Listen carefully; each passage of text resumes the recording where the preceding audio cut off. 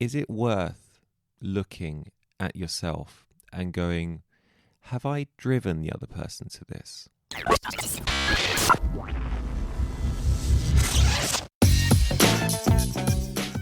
Hello and welcome to A Doctor's View, a podcast looking at everyday health topics and life through a doctor's eyes. Please note that all opinions are my own and should not replace the advice given to you by your own doctor. I'm Dr. Bolivios. Let's begin.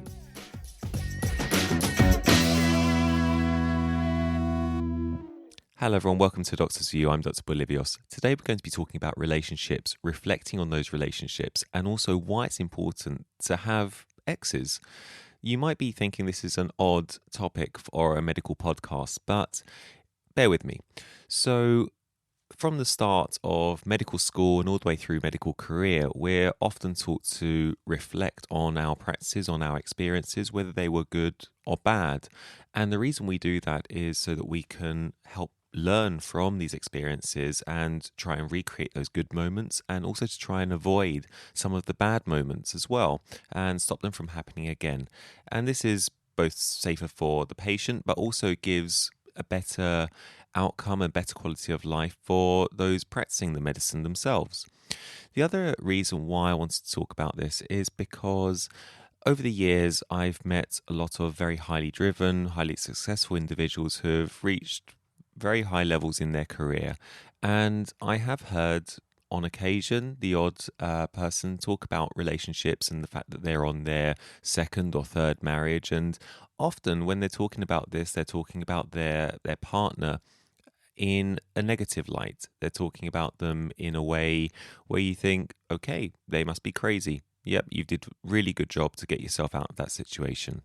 And then it struck me and I thought, if you're on the second or third marriage, maybe the problem's actually with you and nothing to do with your partner, because from what I hear, they're happy with someone else and they seem to be making a good go of it. And so this is why I'd like to talk about this. So on the note of reflection, let's talk about things like affairs. Now, I want to make it clear. Firstly, there are horrible people out there, men and women. There are people that no matter who you are in the relationship, how good you are to the other person, how nice you treat them, and genuinely how lovely you might be, and you might do nothing wrong. There are people out there that will always want to have an affair. And this is not a reflection on the person that they are cheating on, but more a reflection on them. And these are people that you don't want in your life. Now, then we come to the flip side of that, whereby affairs happen, relationships break down as a consequence, and you're left thinking they're a horrible person. This may not always be the case, and this is going to be quite a contentious issue and one which is going to be quite controversial, but these are just my thoughts. And those thoughts are, not everyone is in that first group. Not everyone is a bad person. And by that, I mean many people, in fact, I reckon the majority of affairs that take place, they don't happen as a result of someone going into a relationship with the intention of having an affair. They don't mean for that to have happened later on down the line. It's something that has happened. And I'm thinking about, why has it happened? Yes, people can turn sour, but could it be something that the other person has done? Now, I'm not condoning affairs. I'm not condoning cheating on partner because they've done something wrong. I'm just simply talking about the breakdown of the relationship which has led to that point. For example, say relationships going along normally, but over time the other half is paying absolutely no attention, more career driven. They're not talking about enjoyable things. They're just focused very much in their own world, and the relationship isn't fun anymore. Then all of a sudden you go out and you meet new people, or you go to a party, and then someone is paying you attention. Someone is enjoying your conversation. Someone is giving you all the emotions that you once had in the beginning of your relationship now. So all of a sudden you are in a position where you're feeling happy, you're feeling loved, and that can suddenly lead into something more. Again, I'm not condoning this behavior, but where the reflection side of things comes into it is maybe rather than be angry to the extent that you say the other person was crazy, they're horrible, they've cheated on me, is it worth looking at yourself and going, have I driven the other person to this? Now, like I say, I'm not making excuses for people that have had affairs or people that have cheated or hurt families. I'm simply trying to do it from a side of self-improvement. So say the relationship has broken down and it's ended as a consequence of it. Maybe to stop that from happening again, is it worth looking at ourselves and going, okay, the last person left me for someone else. What is it that that person's offered that I didn't or no longer offered? We need to always be reflecting, and this helps everyone involved. Now, of course, people sometimes fall out of love, and that's okay. And you might be saying, well, why not just end the relationship and meet someone new? And that's absolutely fine. It's absolutely true. It makes perfect sense. You're not having an affair. You're not cheating on anyone. You ended a relationship and you want to meet someone new that offers you more of those emotions that the other person didn't. And that's perfectly understandable and reasonable if you feel that the relationship is not salvageable or you simply don't want to salvage it. But it's not that easy. And the reason is because a relationship is very difficult. And so to start again from scratch is a harder pathway. It's the more noble one and the correct one, but it's a harder pathway. And as humans, we tend to try and take the path of least resistance on the whole. And if you're offered all those emotions of happiness and gratitude and everything that you've been longing from your current relationship for a long time, with no strings attached or none of the other commitments that happen with a relationship, then often it's taken. And the only time where that option is taken is when things are really, really not good at home. And that could be a result of just emotional neglect, physical neglect. All these things are going to help to act as a catalyst for an affair or cheating to take place. Again, I'm not condoning this behavior. I'm simply trying to rack my brains around some of the thought processes behind it, and I just thought I'd share them with you. And this goes back to the idea of listening to these very senior people talk about the failure of their marriage and how it's always the other person's fault. But I'm not so sure. I think if you are constantly going from one relationship to another, or having marriage breakdown one after the other, is it really the other person's fault, or is it that the other person's actually really had enough of you and it's something that you're doing? Now, sometimes you have to go really deep into the reflection in order to ascertain what might have been the cause of the breakdown. And sometimes it can be very difficult to do. An example of this, for example, everything's absolutely fine, and you just find out that partner's been cheating, or things are not going well, and you think, but we do so many nice things together, and this, that, and the other. That's absolutely fine. But is it that you're both happy doing them, or is it the fact that when you think about it, if you don't do it, you sulk, and rather than the other person saying, actually, I don't want to do this, they'll just agree to it because it's not worth the sulking, putting up with the not being spoken to for a couple of hours. And that can be very difficult to acknowledge because we often overlook those parts of the conversation or those parts of history because it's part of our personality. And we're all guilty of it to some extent. I'm simply just trying to talk about some of the minutiae of the things that we can reflect on to try and improve ourselves. And sometimes it can be looking really far back to say when the relationship starts. Say, for example, you look back at old messages when you first met each other and the interaction that you had with the other person, and you think, how fun was it? How enjoyable was it? Just the flirting, the nice messages, the odd text in between your lunch breaks, and you're talking about fun, enjoyable things. Now, of course, that's going to fade. It has to fade because as relationship matures, you can't keep talking about silly things and all the weird and wonderful messages that have been sent.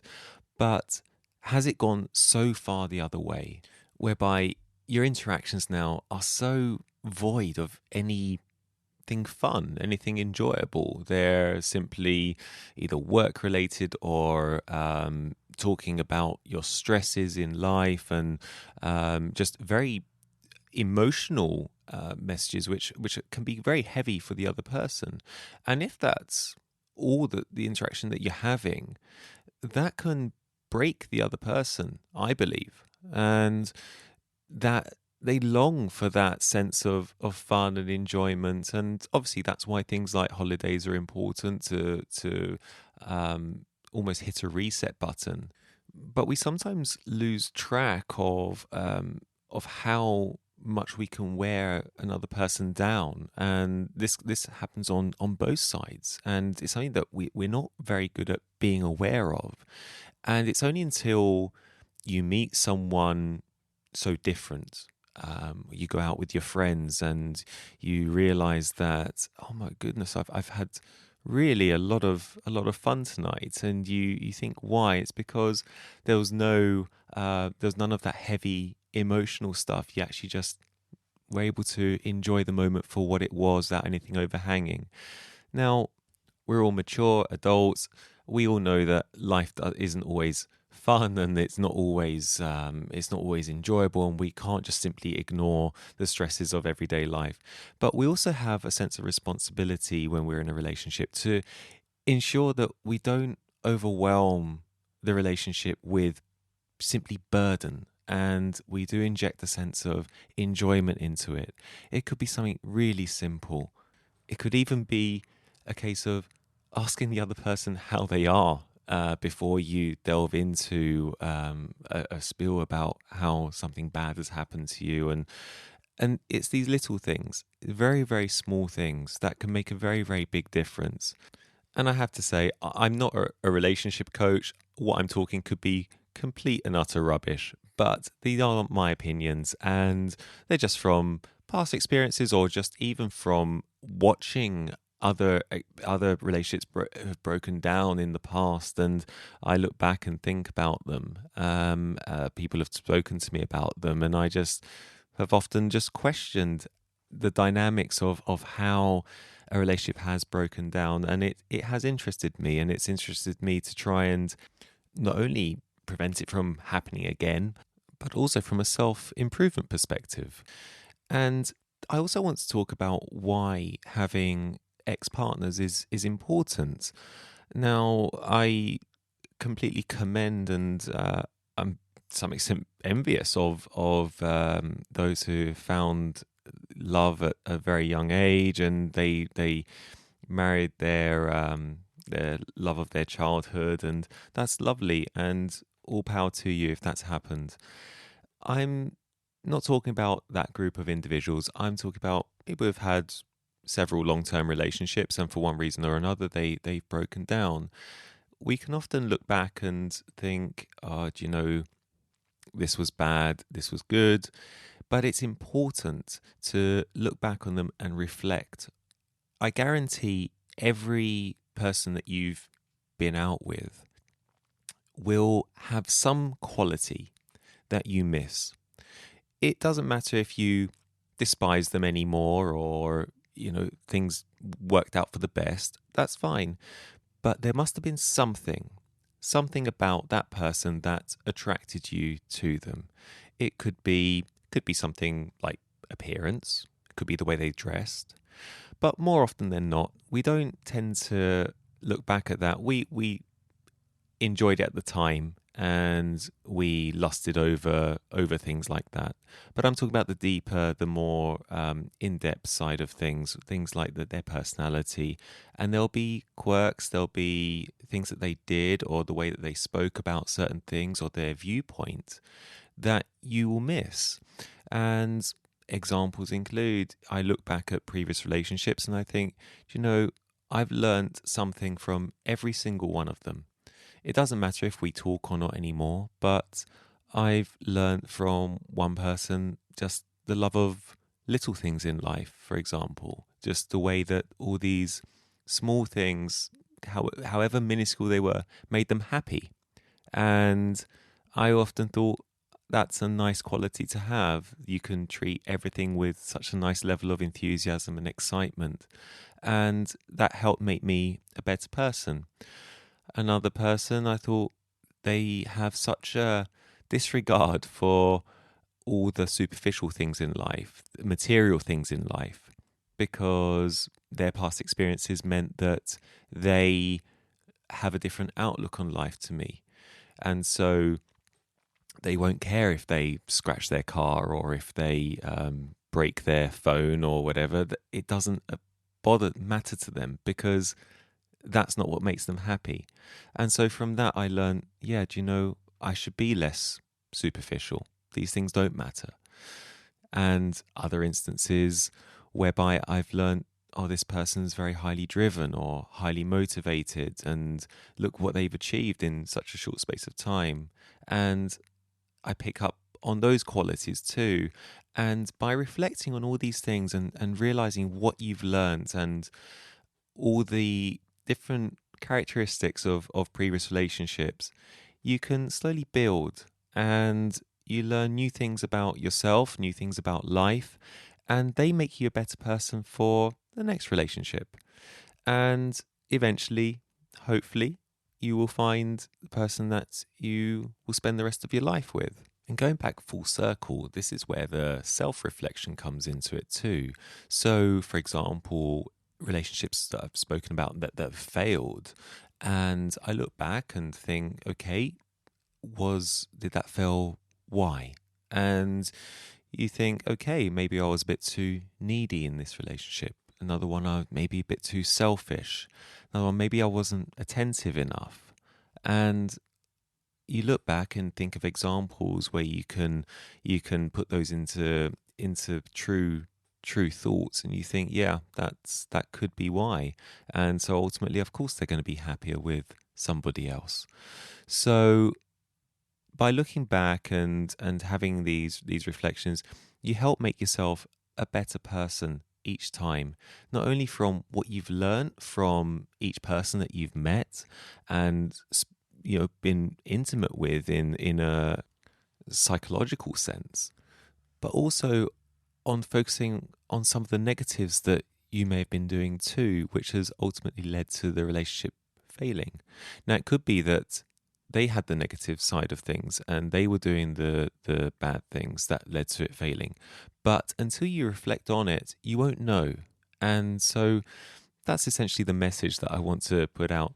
Look back at things, and not in a way to make you feel depressed or unhappy, but look back at them and think, yeah, what can I learn from this experience? Not look back and think, oh my God, I'm an awful person.